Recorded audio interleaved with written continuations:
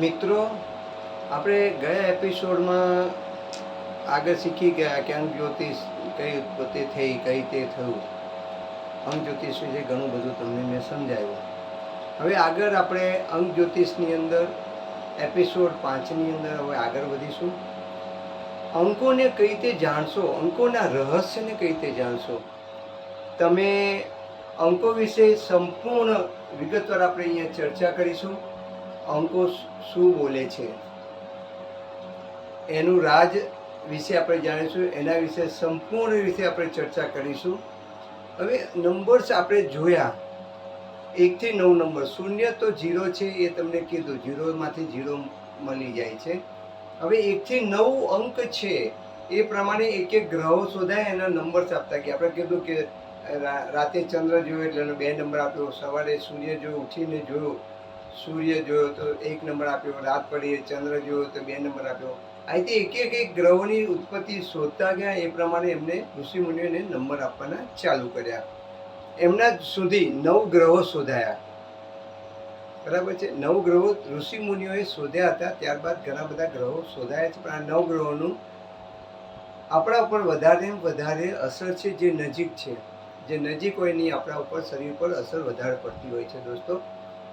હવે આપણે અહીંયા જોઈશું કે 9 અંક છે એ પ્રમાણે દરેક અંકનો એક ગ્રહ છે.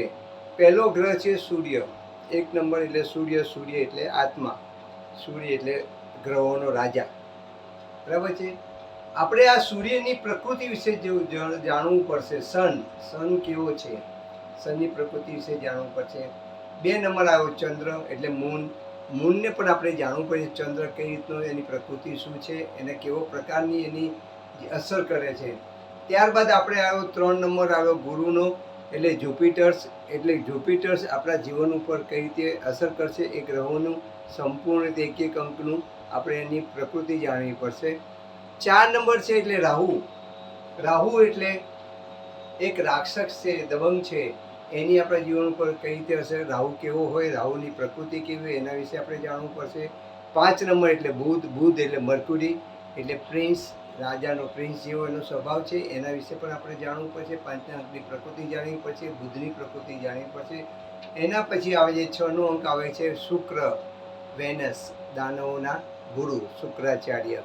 આના વિશે પણ આપણે વધારે ચર્ચા કરવી પડશે.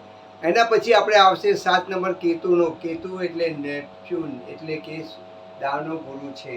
દાનવ ગુરુ છે એટલે એ પણ, એના વિશે પણ આપણે આગળ ચર્ચા કરીશું. એની પ્રકૃતિ કેવી છે, એને અસર આપણા ઉપર કેવી થાય છે, એ પ્રકૃતિના માણસોનો નેચર કેવો હોય છે, એનો કેરેક્ટર કેવો છે, એના વિશે આપણે આગળ ચર્ચા કરીશું. 8 નંબર છે શનિ એટલે તમારે એના વિશે પણ ચર્ચા કરીશું. ન્યાયનો અંક છે, એના વિશે આપણે ચર્ચા કરીશું. બધા શનિની પ્રવૃત્તિથી ખૂબ ડરતા હોય છે, પણ એ ડરવા જેવું નથી. બરાબર છે. 9નો અંક છે મંગળનો એટલે માર્સ, સેનાપતિ, સૈનિક કહેવાય એને, સૈન્યનો રાજા છે, સેનાપતિ છે. એટલે એના વિશે પણ આપણે ચર્ચા આગળ ઉપર કરીશું. આ બધાના અસરોની કેવી પ્રકૃતિની અસર થાય છે. પરમાત્માએ આપણને આ બધા નંબર શોધવા માટે આપણે એના વિશે ચર્ચા આગળ ઉપર કરતા જઈએ. આજે આપણે સૂર્યની માટેની ચર્ચા અહીંયા કરીશું. સૂર્યની પ્રકૃતિ માટે ચર્ચા કરીશું. સૂર્ય, જે લોકોની સૂર્યનો અંક કઈ રીતે આવે. હવે આમાં આપણે જોઈશું કે સૂર્ય એટલે રાજા. સૂર્ય એટલે રાજા. રાજા કેવો હોય, સ્વતંત્ર હોય, કોઈની ગુલામી ગમે નહીં, આઝાદ રહેવાનું પસંદ કરે. એના વિચારો ખૂબ આદર્શ હોય, મોટું વિચારતો હોય કે આજે આટલું મારું રાજ્ય છે, કાલ મોટું રાજ્ય થવું જોઈએ, મારું સૈન્ય વધવું જોઈએ, એવા આદર્શ વિચારો. રાજાનો સ્વભાવ કેવો હોય, એક વાર હા પાડીને તો તમને આખું રાજ વેચીને પણ તમારા જોડે સહાય કરે, અને જો ના પાડીને તો તમારું હોય પણ લઈ લે. ખ્યાલ હોય કે નહીં, રાજાનો સ્વભાવ હોય. એટલે એક સૂર્યની પ્રકૃતિવાળા માણસો બહુ આઝાદ હોય, એગ્રેસિવ હોય, પાયોનિયર હોય. આવું બધા સૂર્યની પ્રકૃતિવાળા માણસો હોય છે. એના વિશે આપણે ડિટેલથી આગળ પણ આપણે ચર્ચા કરીશું. બરાબર છે. 2 નંબરના ચંદ્ર હોય છે. ચંદ્ર એટલે મૂન. મૂન એટલે રાણી. રાણી કેવી હોય, સ્ત્રી કેવી હોય. રાણી એટલે સ્ત્રી. સ્ત્રી કેવી હોય, પુરુષ ઉપર ડિપેન્ડ હોય છે. કારણ કેમ, કારણ કે એનું એક સાયન્ટિફિક રીઝન આપું તમને. સૂર્ય છે ને એનો પ્રકાશથી ચંદ્ર પ્રકાશિત છે. ચંદ્ર કોઈ પ્રકાશિત પોતાના પર પ્રકાશિત છે. એટલે એની પ્રકૃતિવાળા માણસો બીજા ઉપર ડિપેન્ડ રાખતા હોય છે અને બીજા ઉપર સ્થિર રહેતા. હવે ચંદ્રની અસરવાળા માણસો 15 દિવસ સ્થિર રહેતા હોય, 15 દિવસ એમનું મન અસ્થિર રહેતું હોય. એના વિશે પણ આપણે આગળ ડિટેલથી ચર્ચા કરીશું. 3 નંબરવાળાના ગુરુ એટલે જુપિટર. જુપિટર એટલે ગુરુ. એટલે ગુરુ શું આપણે જ્ઞાન આપે. આવા લોકો બહુ બુદ્ધિશાળી હોય, આવા લોકો તત્વજ્ઞાની હોય અને આદર્શ વિચારોવાળા હોય છે. એના વિશે પણ આપણે આગળ વિગતે ચર્ચા કરીશું. 5 નંબર એટલે બુધ. બુધ એટલે આપણે 3 નંબર આવી ગયો. હવે 4 નંબર જોઈશું. 4 નંબર એટલે રાહુ. રાહુ કોણ છે? એ એક દબંગ છે.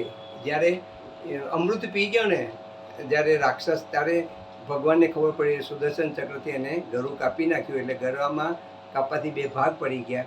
માથાનો ભાગ છે એ સંજીવન થઈ ગયો. એટલે એમને થોડું અમૃત મોંમાં ગયું, એટલે મરી ન ગયો. એટલે એને છાયાગ્રહોમાં સમાવવામાં આવ્યો. એને 4 નંબર આપ્યો. 4 નંબર એટલે રાહુ. રાહુ એટલે માથું. માથું એના જોડે શું હોય? વિચાર હોય. માથું એના જોડે શું? વિચાર હોય. ને એ લોકો કઈ રીતે કમાતા હોય છે? વિચારથી કમાતા, મહેનત કરતા હોતા નથી. આના વિશે પણ આપણે આગળ વિગતે ચર્ચા કરીશું. એના પછી 5 નંબર એટલે બુધ. બુધ એટલે પ્રિન્સ, રાજકુમાર. રાજકુમાર એટલે કેવો હોય એ પણ આપણે આગળથી ચર્ચા કરીશું. આવા લોકો બહુ જ મહત્વાકાંક્ષી હોય છે, આદર્શ હોય છે, એમને વિચારો આદર્શ આમાંને બધા જોડે બનતું હોય છે. કેમ બનતું હોય છે એના રીતે આપણે સાયન્ટિફિક આગળ ચર્ચા કરતા જઈશું. ત્યાર પછી શુક્ર આવ્યો. શુક્ર એટલે દાનવોના ગુરુ. એટલે એ કેવા હતા?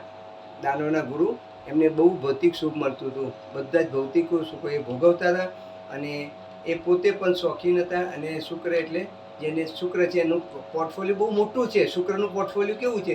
ઘણું બધું મોટું છે. એના વિશે આગળ ચર્ચા કરીશું. કારણ કે એની અંદર તમને ઈચ્છાઓ, મહત્વાકાંક્ષા, તમારી જોબ, તમારું લગ્ન, તમારું જીવન, તમારો વ્યવહાર, આ બધું શુક્ર ઉપર ડિપેન્ડ છે. એટલે એના વિશે આપણે વિગતે આગળ ચર્ચા કરીશું.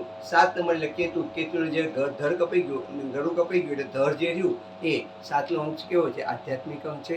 પણ એ કેવો છે? જેના જોડે જાય, આ ધર જેના જોડે જાય એના જેવું બની જતું હોય છે. એના વિશે પણ આપણે આગળ ચર્ચા કરીશું. 8નો અંક શનિ. શનિ એટલે કેવો છે? ન્યાયનો અંક છે. એ કદાપી દુઃખી નથી કરતો, પણ સજા તો કરે જ છે. એ સજા તો તમને કરે જ. ખ્યાલ હોય કે નહીં? ખોટું કરનારને, શોર્ટકટ કરનારને શનિ હેરાન કરે છે. એના વિશે પણ આપણે આગળ ચર્ચા કરીશું. 9નો અંક એટલે મંગળનો અંક. મંગળનો એટલે માર્સ એટલે સેનાપતિ. સેનાપતિ કેવો હોય છે? લાસ્ટ સુધી બંદૂક એના હાથમાં હોય, એના અહીં ગોળી વાગે, અહીં ગોળી વાગે, અહીંયા ગોળી વાગે, ઘણી બધી ગોળીઓ વાગી હોય છતાં એનો જીવ હોય ત્યાં સુધી એ પીછેહટ કરતો નથી અને સામે સૈનિકોની સામે લડતો હોય છે. અને એ રીતે એનો પોતાનો આત્માનું બલિદાન આપતો હોય છે. આવો સાહસી સૈનિક હોય છે. આવા લોકો ધૂની હોય, આધ્યાત્મિક હોય અને લોકોની સેવા કરવા માટે જન્મતા હોય છે.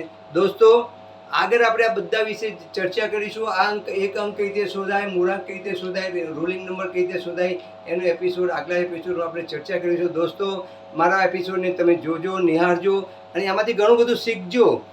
મારું બ્રાન્ડ છે ફ્યુચર ફોરકાસ્ટ ગુરુજી. મારો નંબર છે 8460041581. મારા માટે કંઈ પણ તમને એવું લાગતું હોય તો કોન્ટેક્ટ કરીને મને પૂછી શકો છો. મને સબસ્ક્રાઈબ કરજો, મને લાઈક કરજો અને મારા પ્રમોટ કરજો મને. અને આગળ હું તમને ઘણું બધું માહિતી આપતો જઈશ. દોસ્તો, મારે પણ તમને ન્યુમરોલોજીસ્ટ, સારા ન્યુમરોલોજીસ્ટ બનાવવા છે. તમે પોતાનું જોઈ શકો એવા મારે તમને બનાવવા છે. દોસ્તો, હું 23 વર્ષથી આ ફિલ્ડમાં છું ને 23 વર્ષથી વાસ્તુ અને અંક જ્યોતિષ ઉપર હું ઘણું બધું કામ કરી રહ્યો છું. દેશ વિદેશમાં કામ કરું છું. મારું કોઈ પણ કામ હોય તો તમે મારો ગમે ત્યારે કોન્ટેક્ટ કરી શકો. જય ભારત, જય હિન્દ.